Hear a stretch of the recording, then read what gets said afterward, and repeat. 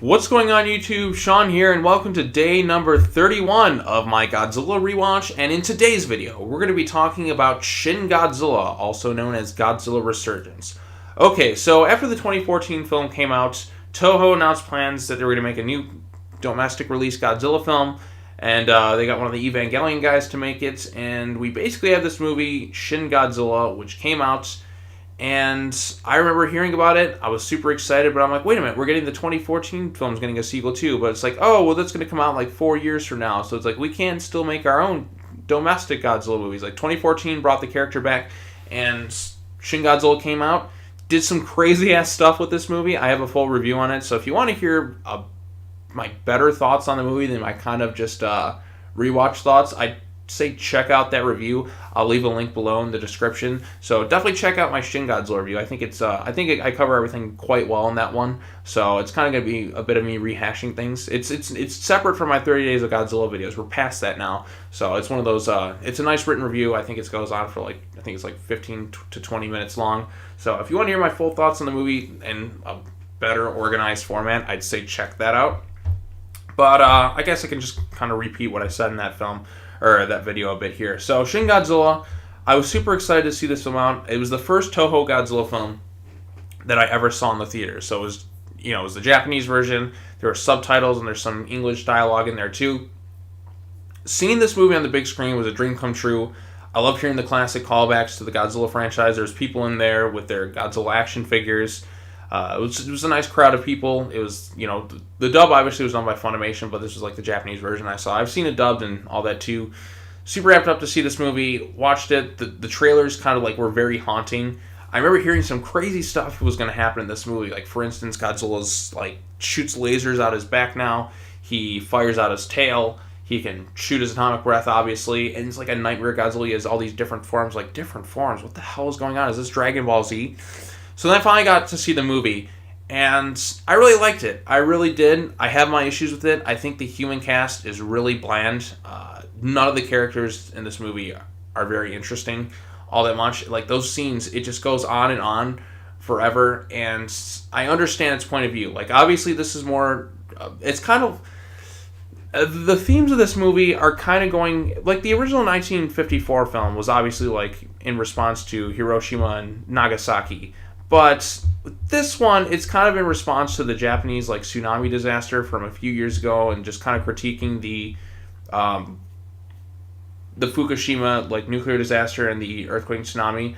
So there's definitely similarities between these events. It's basically a rip on. It's basically kind of ripping on the Japanese government's response time. So there's a reason why this film can connect more with Japanese audiences than, say, American audiences. American audiences, if you're not kind of in tune with the culture a bit, it may be a little off. It's oh my god, just, you guys are still talking.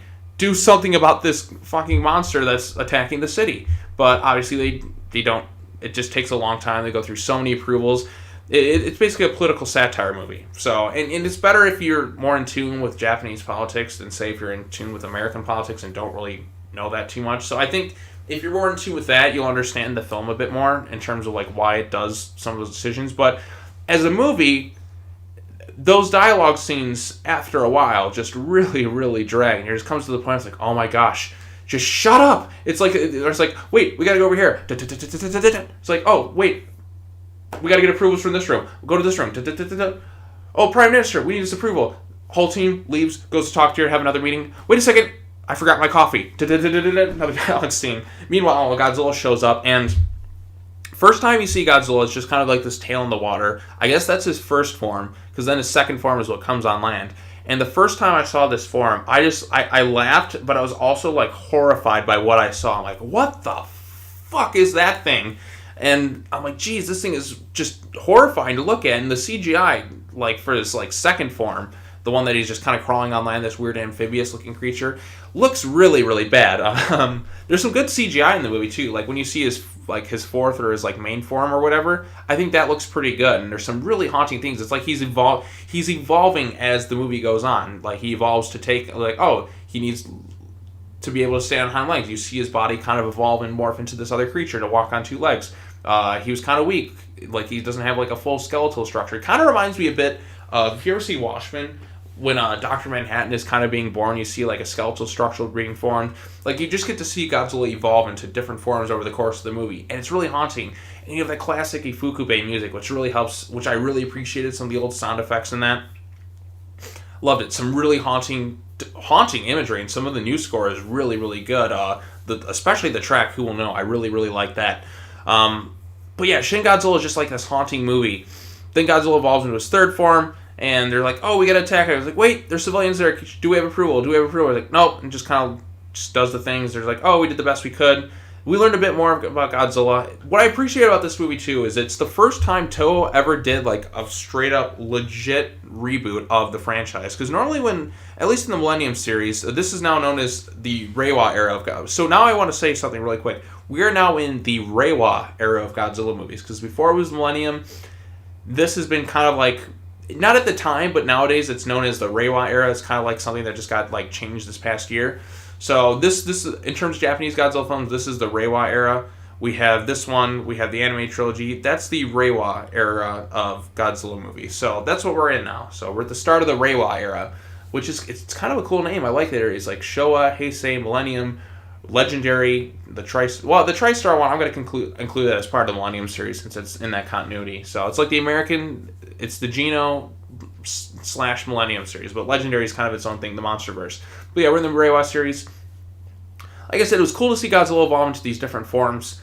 Then when he makes his, like, they're like, Godzilla's coming to shore, and then you hear that classic music, do do do do do do. Like, I got really excited. You get this really haunting imagery. Godzilla looks terrifying. I don't like the design. I think his tail is a little bit too long for my liking, and his arms are a little bit too short. But overall consensus, I really like this design. It's kind of like a nightmarish update of the 54 thing. That's the best way to kind of describe him in this movie. This is Nightmare Godzilla. This is like the most horrifying looking Godzilla ever put to screen. And it's haunting. It's really eerie. It's got like this really dark tone to it. And you just see the military trying to take him down. Doesn't work. We know the drill. Eventually later on, the U.S. comes in with their MOABs. Whatever the name it is for their... what was the name of the bombs? The MOP bombs or whatever. They show up. They blast Godzilla.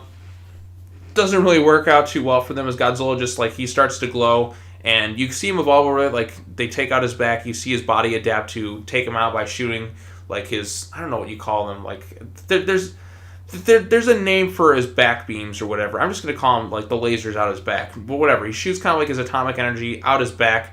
First time I saw him, like, what the fuck is going on? Godzilla's never done that before. Like, these changes are both awesome, but at the same time, I feel like when he's shooting out his back, he's shooting out his tail, he's shooting out his mouth, all at the same time. Like, I feel like it kind of diminishes his atomic breath a bit, but at the same time, it is awesome to see. So I'm kind of mixed now. Like, on the one hand, like, oh, that's really awesome, he's able to do that now. But on the other, I'm just like, yeah, but that kind of diminishes the impact of his atomic breath. Granted, I really love the look of the atomic breath in this movie. I love that it's purple. We've gotten blue, we've gotten red, we've gotten light blue, but we never really, and we got kind of an orange tint to it. But purple, man, purple especially looks great, especially at the night sky. My favorite scene in this whole movie is the first time you get to see him utilize the atomic breath. You have that music, Who Will Know, which is kind of like, what I like about the lyrics too is it's kind of told from his perspective. He's a creature just trying to find his acceptance within this world. And there's a lot of theories as to who this creature, like what's going on with him. Some people think that he's this... There's a lot of theories going on about Shin Godzilla, and there's a lot of intrigue and mystery to this take on the character. Some people think that he's like the possessed soul of some dude named Goro Maki. I don't know what's going on with Shin Godzilla's origins and that. There's a lot of hints and mystery, a lot of speculation online. You can go find videos on it where people just kind of just ramble like, Shin Godzilla's this or is that, and I'm like... I just cool, happy to see some more Godzilla stuff. But yeah, the Godzilla sequences in this movie are absolutely astounding. Just the destruction in it, the way he wipes out the city, some really haunting imagery. The score is really great here and there. Then he kind of just like takes a nap for a while. There's a little bit of jaggedy CGI. At first I thought they were doing Man in Suit, but then when I came to realize that was CGI, I'm like, wow, this is actually really good CGI in the movie. So he does this thing. They decide, like, the U.S. and the UNs are going to do, they're going to launch a nuke on them. They find out that the creature is able to kind of reproduce asexually. Like, wow, this ever-evolving creature is just, like, we're kind of screwed no matter what we do. They're going to use nuclear weapons on it. And Japan doesn't want that, obviously, you know, the consequences of this. Because you just can't stop this thing. he's constantly evolving to taking on like the next bit of forms that would allow him to become the most dominant species on Earth. And that's kind of one of the haunting images at the very end of the movie, which is like one of the most freaky ones. The first time I saw it, I'm like, what the hell is that? And then like, because it kind of cuts away a little bit too fast. And then I had to kind of like, when I rewatched the movie, I noticed it. I'm like, oh my god, what is that? Like, there's some really haunting, scary shit in this thing. Then at the very end of the movie, they stop Shin Godzilla. You hear the classic music, which is really cool to see. They kind of just like freeze him in place using like blood coagulant and that. They know he's going to move at some point, but they managed to kind of stop him for now. The final image of the film is the most haunting of them all, because we know how Shin Godzilla has been evolving over the course of the movie. But then at the very end, you see, like, they zoom up to his tail, which has kind of like this weird face on it. Like early on in the movie, I noticed that too, which he's able to fire out of. Then you see all these weird humanoid-looking Godzilla creatures that are starting to emerge, like, from his body. Like, they just were starting to emerge. And then I just sat there, and that's a very haunting image to leave the movie on. And it makes you wonder, like, what could that mean? What's going to happen with Shin Godzilla? Now, I've heard plans that Toho wants to do kind of their own cinematic universe. I'm like, no, Toho. Don't do that yet. Give us Shin Godzilla 2. We have to know what's happening next with this movie. I was sitting there, I'm like, no. I understand you want to, like, do the shared universe thing. Like, Legendary's doing that right now. Let them do that. Go do this. Do Shin Godzilla 2. I really want to see what happens with this thing. So I don't want Toho to do the Worlds of Godzilla or whatever they want to do. Like, at least now. You can do it a few years from now. Like, let Legendary do the shared universe thing. You focus on making Shin Godzilla 2. Show me what the hell is going on at the end of this movie with the humanoid forms coming out of Godzilla's tail. Yeah, some fans definitely have issues with this film. The human cast, like I said, just really drags the movie down because none of them are very interesting. The only kind of character I liked, the only bits I liked was the one guy who's just like, like he comes to that weird realization. And the Soggy Noodles guy. I like that guy too. But other than that, like, there's also the one girl who wants to become president. I just can't really remember these characters all that much. I know some of their names. There's like Rando Yaguchi, but they just really drag the movie down. They don't really have much personality. There's some English dialogue which just doesn't feel all that natural, but I understand. Like, it's like if I had to speak Japanese in a movie, like, I would sound so off kind of saying it. I'd be like, arigato. It's kind of in the tone of how you pronounce it. Like, I have a friend who can speak Japanese fluently, and he's like, no, like, you have to speak it at a certain tone. It kind of means different things. So that's kind of like where the English dialogue kind of feels a bit out of place, this thing. But, yeah, overall consensus, I like Shin Godzilla. It's definitely in the top 10 favorite Godzilla films of all time. First time I saw it, I really loved the sequences in it. Human stuff really dragged down a bit for me, but the Godzilla stuff, some of the best sequences in the whole series. And that ending is really haunting and eerie. And it makes you really it really makes you want to see another sequel to this one. But I don't know if Toho's going to do it, which it was a huge success, Toho. Why would you I understand you want to do the shared universe thing like everyone else is doing, and that's cool and all. You started that whole thing, but Legendary is doing that right now. Let them do the shared universe thing, and you go ahead and make your Shin Godzilla 2. Once you complete that Shin Godzilla storyline, whether you want to do a sequel, just one standalone sequel, or you want to do a trilogy, I don't care. Just give me that. Save the shared universe thing for Legendary right now. We got something going on great with that. I want to see you do something like unique with Godzilla. So that's the thing right now. Legendary seems to be making kind of like the traditional, like, classic Godzilla movies, like more traditional Godzilla, whereas Toho seems to be going wacky and crazy. Some fans don't like the changes. They don't see this creature as Godzilla, and I can totally understand, like, criticism in that regards. I still really liked it. It's not like when we get to the next batch of Godzilla movies, which is the anime trilogy, which I felt like wasn't Godzilla at all. This thing I can still see as Godzilla in a way. It represents something horrifying. There's still some personality within the creature, but overall, it just feels kind of like a nightmarish update of 54. So those are my thoughts on Shin Godzilla. Like I said, I like the movie. I have a few issues here and there, but overall consensus, it's a solid film in the Godzilla franchise, and it was nice to see Toho make a comeback and do something absolutely kind of, like, shocking in a way.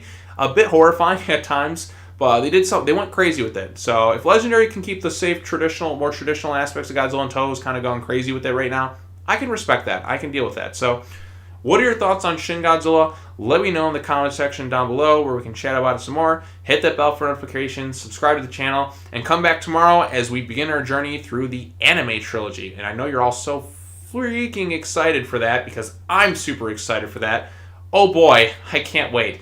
And then, yeah, that's it. So That's all I gotta say. Take care now. Bye-bye then. I'll see you next time. Peace.